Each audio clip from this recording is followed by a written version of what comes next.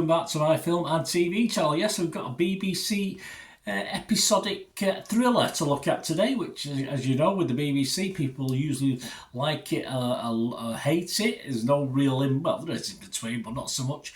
And this one is set in Ireland, so you do get a little bit of criticism from people based in Ireland on the story. But let's be clear on this: it's fiction. It's a fiction story, obviously, but some of the events portrayed in it are based on obviously stuff that has happened.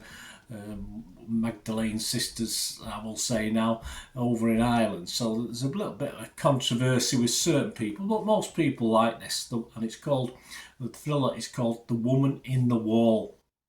So we'll have a look at that today. Please, if you are new to the channel, push that subscribe button, push the bell notification, everything film and TV, of course. Series reviews like this, film reviews, information vlogs, lots of different things. Please get on board, spread the word for me if you can, and if you can give us a little like, guys, a little thumbs up, be much appreciated. Don't give a thumbs up to the BBC, we know most people wouldn't do that, but just for my little efforts anyway. This stars, yes, the wonderful, and I will say wonderful in this, she does a great job. It's alright.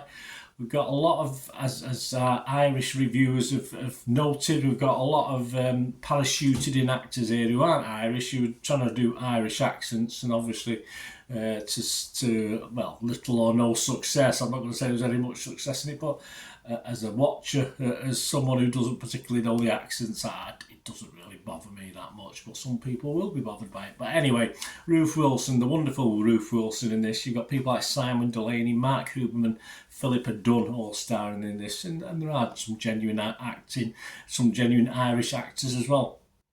And it's about Lorna Brady, who's played by Ruth Wilson. She's a survivor of one of Ireland's Magdalene laundries, and she wakes one morning. It's a totally different storyline to set off to what we end up with, really. She wakes one morning to find a corpse in her house with no idea who the dead woman is. It's not ideal, is it? She doubts herself because she's long suffered from extreme bouts of sleepwalking. Yes, she doesn't want to sleep in this, which isn't very healthy, is it? But sadly for Lorna, and sadly for the people in the town, etc., the police force and whatever, the nuns, the priests, everybody, things will get even more confusing as it goes on.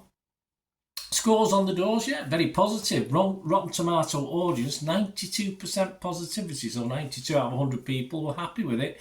Rotten Tomatoes critics, yeah, not quite as high, but still a healthy 75% positivity. That's all well and good. And if we go over to Internet Movie Database, which is the, Joe Public like you and me, we've got over 1,000 scores and reviews, about 1,200 plus, and we're getting a 7.3 out of 10. That's pretty good, isn't it? Internet Movie Database, something that I don't think that'll alter that much. It might drop slightly over time, but I think that's going to be pretty consistent. That brings me literally onto my thoughts on this. The first couple of, certainly the first episode or two for me was great. I love the quirky style. Obviously, you're talking, the sort of lead in this of say she's got a strange life anyway. But I just like the quirky feel of the first episode or two, and it sort of settles down after that. It loses a bit of its quirkiness, which still get some, of course, but it remained quite a nice little drama thriller. Of course, always held together by the wonderful Ruth Wilson, who plays Lorna Brady. I think that's for all the other characters. There was some filler in the 6 episodes. Just about gets away with it. Not all the characters held the attention as the lead.